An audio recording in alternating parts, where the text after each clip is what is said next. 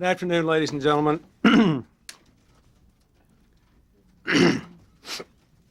sorry we had a last-minute delay occasioned by another issue, not this one. The debate over whether to lift the ban on homosexuals in the military has, to put it mildly, sparked a great deal of interest over the last few days. Today, as you know, I have reached an agreement, at least with Senator Nunn and Senator Mitchell, about how we will proceed in the next few days. But first, I'd like to explain what I believe about this issue and why, and what I have decided to do after a long conversation and a very good one with the Joint Chiefs of Staff and discussions with several members of Congress. The issue is not whether there should be homosexuals in the military. Everyone concedes that there are. The issue is whether men and women who can and have served with real distinction should be excluded from military service solely on the basis of their status. And I believe they should not. The principle on which I base this position is this. I believe that American citizens who want to serve their country should be able to do so unless their conduct disqualifies them from doing so. Military life is fundamentally different from civilian society. It necessarily has a different and stricter code of conduct, even a different code of justice. Nonetheless, individuals who are prepared to accept all necessary restrictions on their behavior, many of which would be intolerable in civilian society, should be able to serve their country honorably and well. I have asked the Secretary of Defense to submit by July the 15th a draft executive order after full consultation with military and congressional leaders and concerned individuals outside of the government, which would end the present policy solely on the basis of, of this exclusion from military service, solely on the basis of sexual orientation, and at the same time establish rigorous standards regarding sexual conduct to be applied to all military personnel. This draft order will be accompanied by a study conducted during the next 6 months on the real practical problems that would be involved in this revision of policy, so that we will have a practical, realistic approach consistent with the high standards of combat effectiveness and unit cohesion that our armed services must maintain.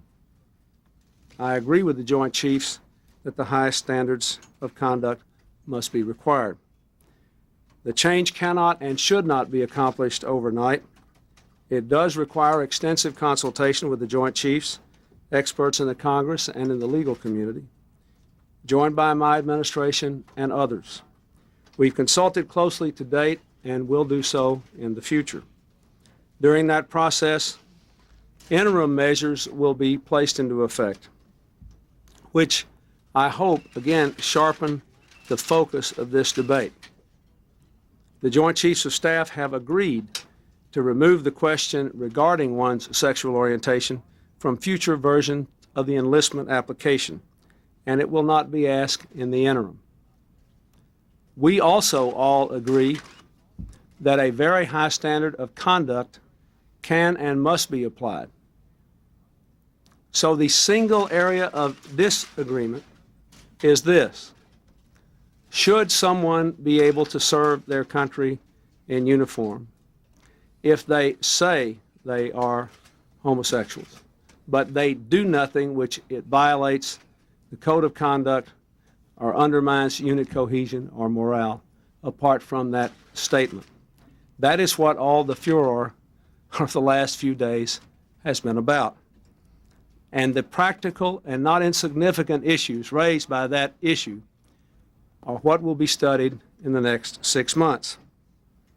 Through this period ending July 15th, the Department of Justice will seek continuances in pending court cases involving reinstatement. And administrative separation under current Department of Defense policies based on status alone will be stayed pending completion of this review. The final discharge in cases based only on status will be suspended until the President has an opportunity to review and act upon the final recommendations of the Secretary of Defense with respect to the current policy. In the meantime, a member whose discharge has been suspended by the Attorney General will be separated from active duty and placed in standby reserve until the final report of the Secretary of Defense and the final action of the President. This is the agreement that I have reached with Senator Nunn and Senator Mitchell.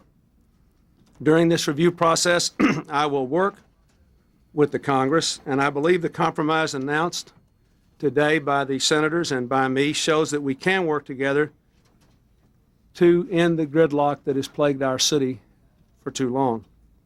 This compromise is not everything I would have hoped for or everything that I have stood for, but it is plainly a substantial step in the right direction.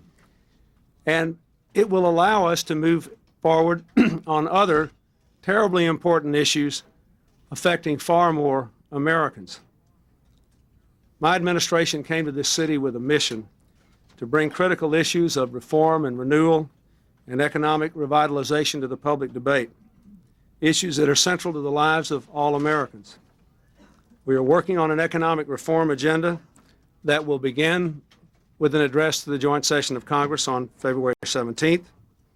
In the coming months, the White House Task Force on Health Care, chaired by the First Lady, will complete work on a comprehensive health care reform proposal to be submitted to Congress within 100 days of the commencement of this administration. We will be designing a system of national service to begin a season of service in which our nation's unmet needs are addressed and we provide more young people the opportunity to go to college. We will be proposing comprehensive welfare reform legislation and other important initiatives. I applaud the work that has been done in the last 2 or 3 days by Senator Nunn, Senator Mitchell, and others to enable us to move forward on a principle that is important to me without shutting the government down and running the risk of not even addressing the family and medical leave issue, which is so important to America's families, before Congress goes into its recess.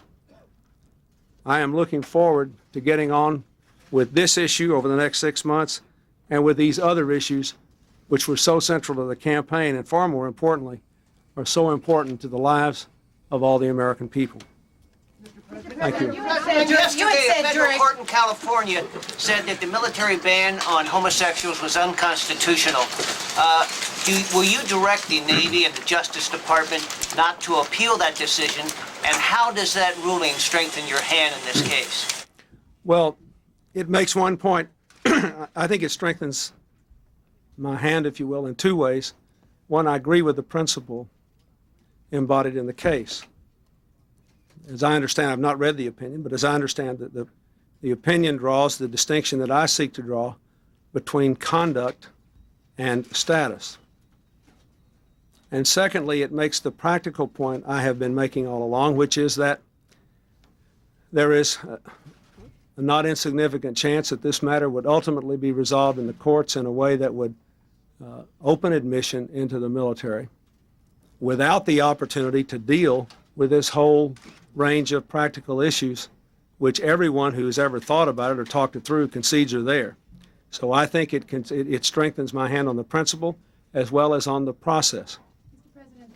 Use a glass of water there, by the way, while I ask the question. Do you think, since you promised during the campaign, your literature put out a very clear statement, lift the ban on homosexuals in the military immediately? Do you think you didn't think through these practical problems? What have you learned from this experience in dealing with powerful members of the Senate and the Joint Chiefs? And how much of a problem is this for you to accept a compromise which doesn't meet your real goals? Well, I haven't given up on my real goals. I think this is a dramatic step forward. Normally in the history of civil rights advancements, presidents have not necessarily been in the forefront in the beginning. And so I think the fact that we actually have the Joint Chiefs of Staff agreeing that it's time to take this question off the enlistment form, that there ought to be a serious examination of how this would be done, even though they haven't agreed that it should be done, that the Senate, if they vote for the motion advocated by Senators Nunn and Mitchell, will agree. Senators who don't agree that the policy should be changed are agreeing that we ought to have a chance to work through this for 6 months and persuade them of that, I think is very, very significant. Now, I would remind you that any president's executive order can be overturned by an act of Congress. The president can then veto the act of Congress and try to have his veto sustained if the act stands on its own as a simple issue that could always be vetoed. But I always knew that there was a chance that the Congress would disagree with my position. I can only tell you that I still think I'm right. I feel comfortable about the way we have done this, and I'm going to maintain the commitment that I have. That you hadn't examined the practical problems, just answer that part of the question. Obviously, you didn't intend the first week.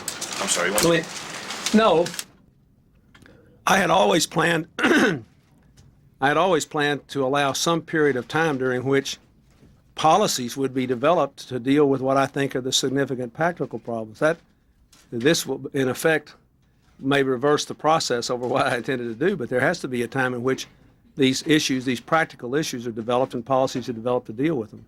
You didn't intend the first week of your administration, given your promise to have the laser focus on the economy, to be seen around the country as Military Gay Rights Week. I wonder if, in retrospect, you think you could have done things differently to avoid that happening. I don't know how I could have done that. The Joint Chiefs asked for a meeting about a number of issues, of which this was only one. We spent a lot of time talking about other things. This issue was not put forward in this context by me. It was put forward by those in the United States Senate who sought to make it an issue early on. And I don't know how I could have stopped them from doing that. You don't think that in making the promise and then in promising to follow through on it early that you might have given rise to this, do you, sir? Well, I think it was pretty clear to me that we were talking about some sort of 6-month process days and days ago, and the people who wanted it debated now were not deterred by that, and probably a lot of them won't be deterred by the agreement announced today. I think that we must, they have the perfect right to do this, but the timing of this whole issue was clearly forced by the people in the Senate who are opposed to any change of the policy, no matter what the facts are. And I think that was their right to do, but they control the timing of this, not me. Two questions. First of all, just to make sure that we're clear on this, July 15th, this happens, period, regardless of what comes out at these hearings. Is that correct? The ban will be issued, or will be lifted, rather. That is my position. My position is that I still embrace the principle, and I think it should be done. The position of those who are opposed to me is that they think that the problems will be so overwhelming, everybody with good sense will change their position. I don't expect to do that. You definitely expect to do it. And I secondly, don't expect to change my position, no. what do you think is going to happen in the military? There have been all sorts of dire predictions of violence, of mass comings out, whatever. What do you think the impact of this is going to be in practice? For one thing, I think if you look at the last 10 years of experience here, according to the reports we have, that this country spent $500 million in tax dollars to separate something under 16,500 homosexuals from the service in the face of, and has dealt with complaints at least of sexual abuse, heterosexual abuse, largely against women, far greater volumes. But during this period, we have plainly had the best educated, best trained, most cohesive military force in the history of the United States. Everybody, ask anybody in the Joint Chiefs, will tell you that. They agreed that we should stop asking the question. This single thing that is dividing people on this debate. I want to make it very clear what this is. This is a very narrow issue. It is whether a person, in the absence of any other disqualifying conduct, can simply say that he or she is homosexual and stay in the service. I do not expect that to spark this kind of problem. And I certainly think in the next 6 months, as people start to work it through and talk it through, a lot of the legitimate practical issues will be raised and dealt with in a more rational environment that is less charged. That is certainly what I hope will happen. Mr. President. Thank you. You want to tell us what that other problem was you were working on? On the Middle East, sir? Tomorrow.